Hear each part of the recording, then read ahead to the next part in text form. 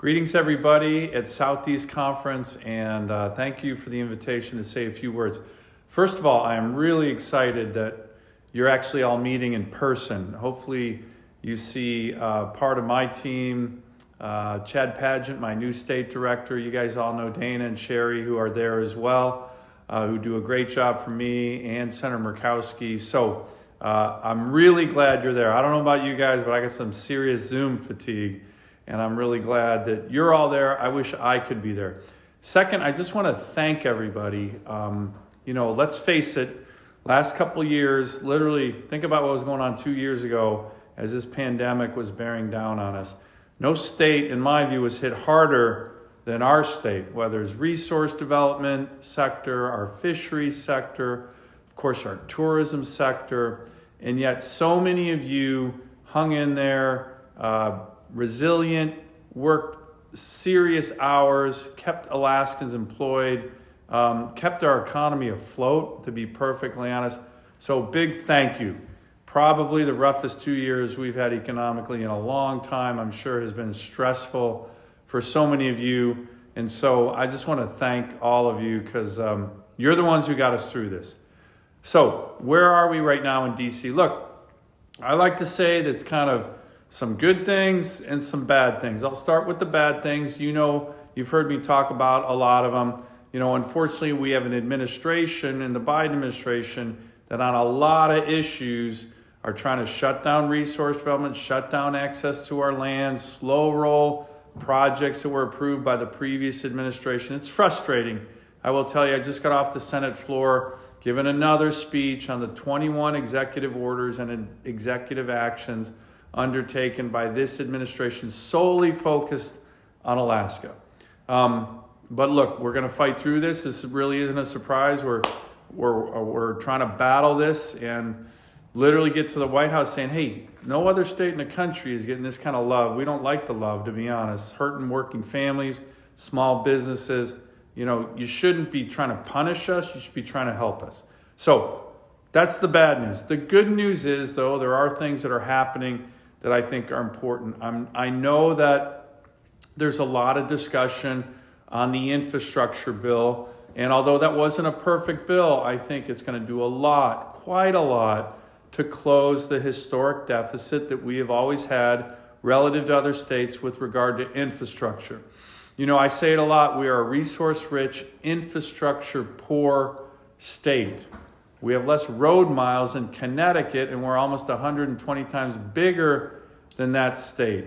And in so many different areas, whether it's permitting, whether it's the build out of our federal highway system in the 1950s, we just haven't been able to take advantage of those opportunities. So this infrastructure bill, the hard infrastructure bill focused on roads, ports, bridges, broadband, and the ferry system, I think has the potential to significantly benefit our state over the next 5 years, provide significant economic opportunities and small business opportunities for all Alaskans. As I mentioned, the ferry system, almost $1 billion over 5 years. I definitely want to recognize Senator Murkowski's hard work on that aspect of the infrastructure bill.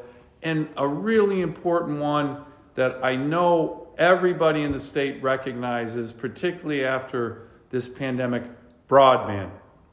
We do one of the best of any states in the country in the infrastructure bill as it relates to broadband, because we set the formula up in the bill to focus on states with truly unserved communities.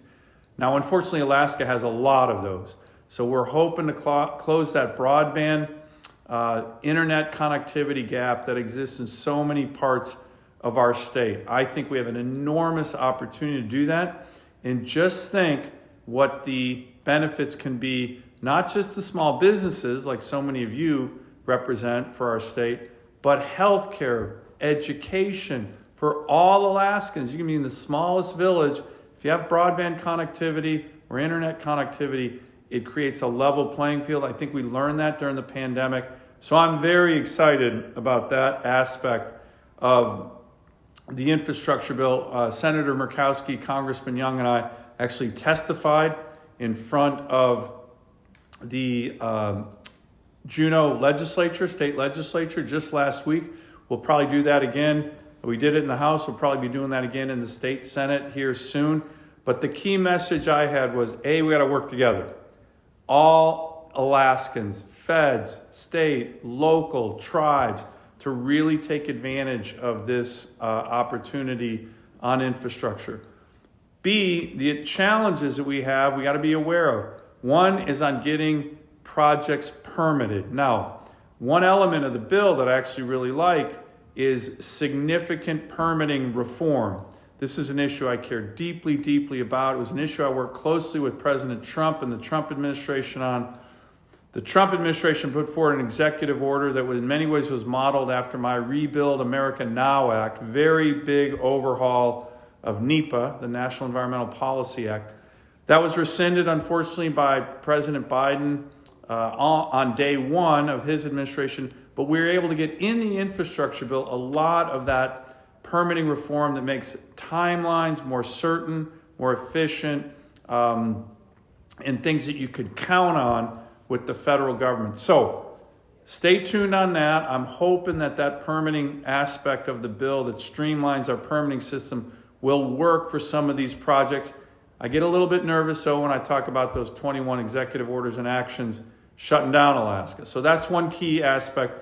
We got to get these resources out to the communities, to the projects, to enhance our economic opportunities. The second one is there is going to be a lot of work, a lot of activity from this infrastructure bill. I know it's a huge challenge right now coming out of the pandemic with regard to the workforce.